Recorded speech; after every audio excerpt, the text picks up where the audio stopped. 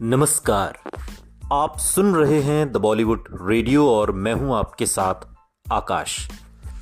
दोस्तों, आज के इस पॉडकास्ट में बात राजेश खन्ना की होगी और साथ ही बात सियासत की भी करेंगे। अजीब बात है कि हिंदी सिनेमा जिस समाज को दिखाने का दावा करता था, एक बिंदु से आगे उसी की सच्चाई की उसे परवाह नहीं थी। हालांकि वो लगातार दर्शक को देशभक्ति और युद्ध की फिल्मों की खुराक देता रहा था, फिर भी राजनीति पर बनी फिल्में हिंदी सिनेमा की मुख्य धारा में एक अलग विधा नहीं थी। ऐसी ज्यादातर फिल्में जिनका विषय देश था, वीरों पर आधारित होती थीं, असली या काल्पनिक, और आज़ादी, बंटवारे या पड़ोसी देशों के साथ टकराव को साधारण रूप में ही दिखाती थीं।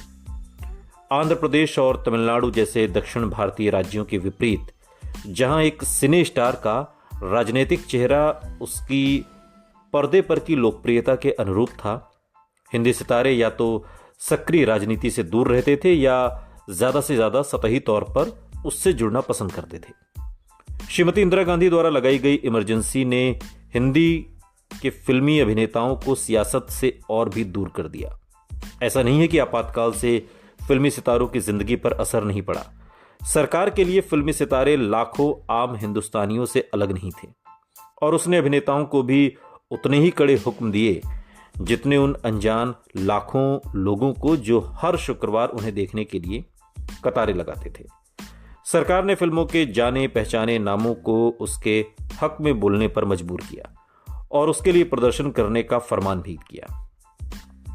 जो न करने पर उन पर या तो सरकार द्वारा नियंत्रित माध्यमों मीडिया में रोक लगा दी जाती या उन्हें दूसरे तरीकों से परेशान किया जाता था। ये इमरजेंसी के दिनों की बात है। उन हजारों अनजान हिंदुस्तानियों से हटकर जिन्होंने सरकार की तानाशाही का सामना किया, फिल्मी दुनिया में मुट्ठी भर लोगों में ही विरोध करने की हिम्मत थी। सबसे ज्यादा विरोध उससे आया जो राजेश खन्ना के बहुत करीब था। किशोर कुमार के दिल्ली के हुक्म पर कठपुतली बनकर अदायगी करने से इनकार ने उन्हें ऑल इंडिया रेडियो और दूरदर्शन से बाहर करवा दिया। इसी तरह उस दौर के सबसे व्यस्त अदाकारों में से एक शत्रुघ्न सिन्हा को भी सरकारी मंचों से हटा दिया गया क्योंकि उन्होंने खुलकर जयप्रकाश नारायण की एक तरीके से उनकी तरफदारी की थी। अपनी आत्मकथा रोमांसिंग विद लाइफ में देवानंद बताते हैं कि कैसे उन्हें और दिलीप कुमार को धोखे से यूथ कांग्रेस की एक जनसभा में बुला लिया गया, जिसमें उनसे संजय गांधी के जोशीलेपन की तारीफ करने की गुजारिश की गई। देवानंद ने इनकार कर दिया और फिर अपनी फिल्मों पर रोक लगते पाया और अपने नाम को सरकारी प्रसार माध्यमों की काली सूची में भी। उन्होंने सरकार की तानाशाही कार्यवाही पर सवाल करने के लिए उस वक्त के सूचना और प्रसारण मंत्री के साथ मिलने का समय लिया और उनसे कहा कि जो सरकार सत्ता में थी उसके हक में बोलना अच्छी बात थी। बाद में देवानंद ने सरकार की मनमानी के खिलाफत करने के लिए एक राजनीतिक दल भी बनाया जिसका नाम था द नेशनल पार्टी, जिसमें तमाम फिल्मी सितारे थे। व्यवस्था के खिलाफ फिल्म जगत के दबे गुस्से ने दीवार जैसी फिल्मों में आवाज पाई, जो जावेद अख्तर के मुताबिक आसपास होने वाली घटनाओं से प्रेरित थी। फिर भी दीवार देश को घेरने वाले राजनीतिक उथल पुथल की स्पष्ट कहानी नहीं थी। न ही फिल्म आंधी में गुलजार साहब ऐसी बात कह पाए जो इंदिरा गांधी या तारकेश्वरी सिन्हा के जीवन पर आधारित कही जाती थी। जैसे भी उसे देखा जाए, लोकप्रिय हिंदी सिनेमा उस वक्त की हकीकत से एक उचित दूरी बनाए हुए था, जो बीतते वक्त ने इस फर्क को और बढ़ा दिया। समानांतर सिनेमा भी जो इन्हीं सालों में उपजा था, खेदजनक ढंग से आपातकाल के दौरान आम आदमी की दुर्दशा दिखाने में नाकामयाब रहा। इस दौरान राजेश खन्ना ने सरकार के अक्खड़पन के शिकार किशोर कुमार के साथ कई शामें बिताई हो सकती हैं, लेकिन वो इकलौते लोकप्रिय अभिनेता थे जिसने कांग्रेस के हितों का खुलेआम प्रचार किया। महाचोर जैसी फिल्मों में और उस सीन में जिसमें सरकार की अच्छाइयों के बारे में नसीहत थी और जिसके एक सीन में पृष्ठभूमि में दीवार पर लिखा हुआ था वोट फॉर कांग्रेस, यानी कि कांग्रेस को वोट दो। अमिताभ बच्चन ने भी, जो नेहरू गांधी परिवार के साथ अपनी नजदीकी के लिए जाने जाते हैं, आपातकाल के दौरान कभी सरेआम खुद को सरकारी तौर तरीकों से नहीं जोड़ा। अमिताभ बच्चन और सुनील दत्त के 1984 में लोकसभा चुनाव लड़ने से पहले हिंदी सिनेमा ने शायद ही कभी सरकार की तरफ साफ रवैया अपनाया हो। पृथ्वीराज कपूर और नरगिस जैसे कलाकारों को राज्यसभा में भेज दिया गया। 1981 में बॉम्बे का शरीफ बनाए गए सुनील दत्त का राजनीति में आगमन उनके जाने माने सामाजिक कार्य को सहज बढ़ावा था, जो सीमा पर तैनात सैनिकों के मनोरंजन से लेकर परोपकारी कामों के लिए धन इकट्ठा करने तक था। परंतु अमिताभ बच्चन का कांग्रेस ने उसी एक ढंग से फायदा उठाया जिस तरह राजनेता फिल्मी सितारों का उठाते हैं। राजनीति में किसी निर्वाचन क्षेत्र का सबसे शक्तिशाली उम्मीदवार ही बाकियों के मुकाबले सहज चुनाव होता है। लेकिन कभी कभी भारतीय राजनीतिक दल किसी उम्मीदवार को इसलिए भी चुनते हैं क्योंकि लगता है कि वो एक ज्यादा बलशाली उम्मीदवार को हराने के काबिल है।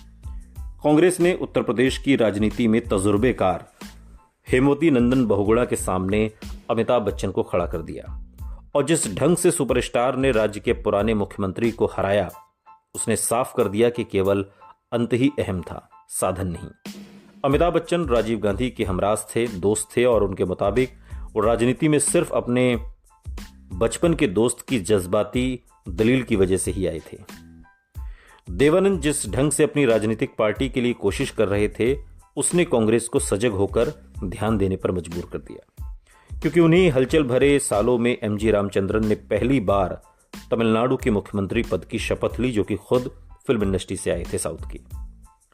देवानंद से विपरीत एमजीआर के पास एक चालाक राजनीतिक दिमाग था और वो एक दशक से भी ऊपर विधानसभा के सदस्य रह चुके थे।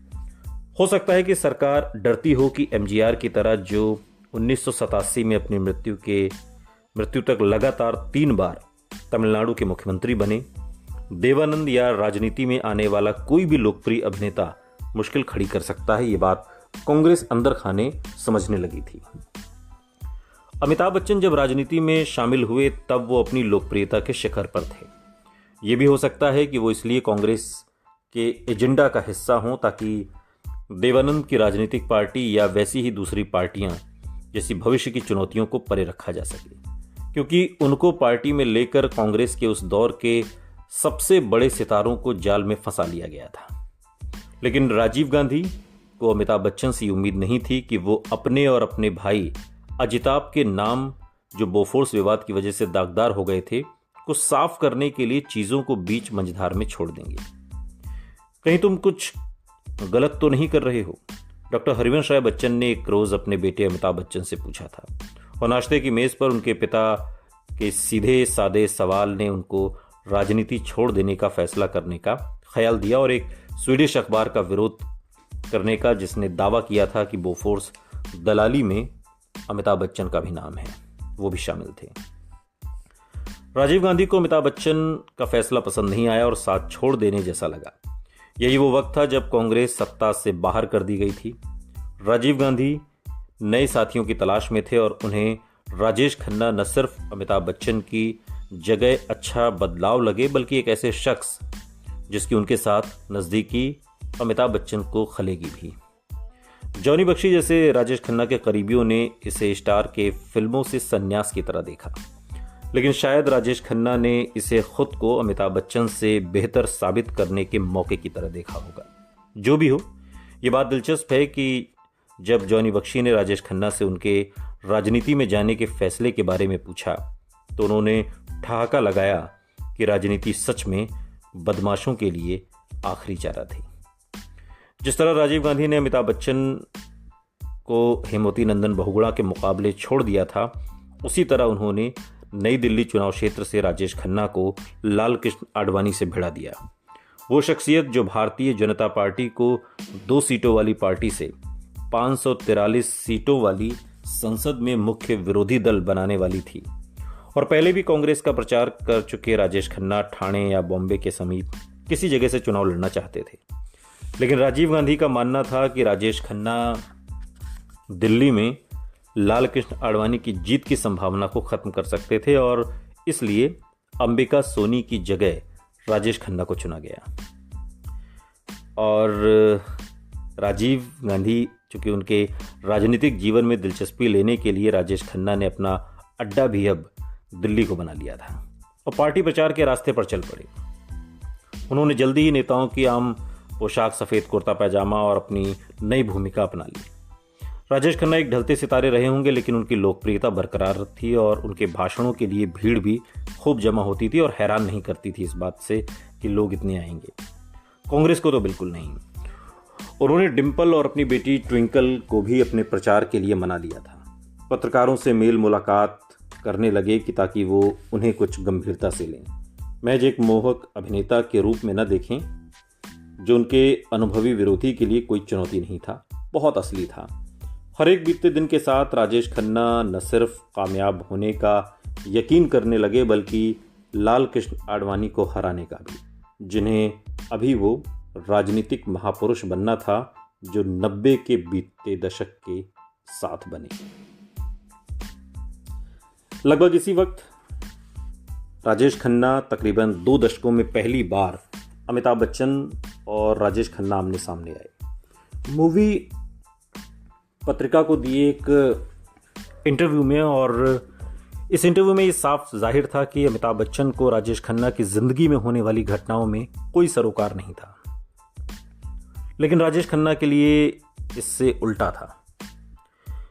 राजेश खन्ना ने मूवी साक्षात्कार में खुलासा किया कि राजीव गांधी ने कुछ साल पहले उन्हें राजनीति में आने के लिए कहा था, लेकिन वो सिर्फ कुछ हद तक राजनीति के लिए प्रतिबद्ध होना नहीं चाहते थे, क्योंकि अभी तक अभिनय की जिम्मेदारियां पूरी करने में कुछ और साल लगने थे। राजीव गांधी के उन पर दांव लगाने की वजह से राजेश खन्ना उस व्यक्ति को निराश नहीं करना चाहते थे जिसने अमिताभ बच्चन को भी राजनीति में आने के लिए मना लिया था, और जो अब उन्हें एक तरह से अमिताभ बच्चन के बराबर होने का एकमात्र मौका दे रहे थे। लेकिन राजनीति इतना आसान नहीं है, इसे राजेश खन्ना भी समझ रहे थे और सियासत भी। सुनते रहिए द बॉलीवुड रेडियो, सुनता है सारा इंडिया।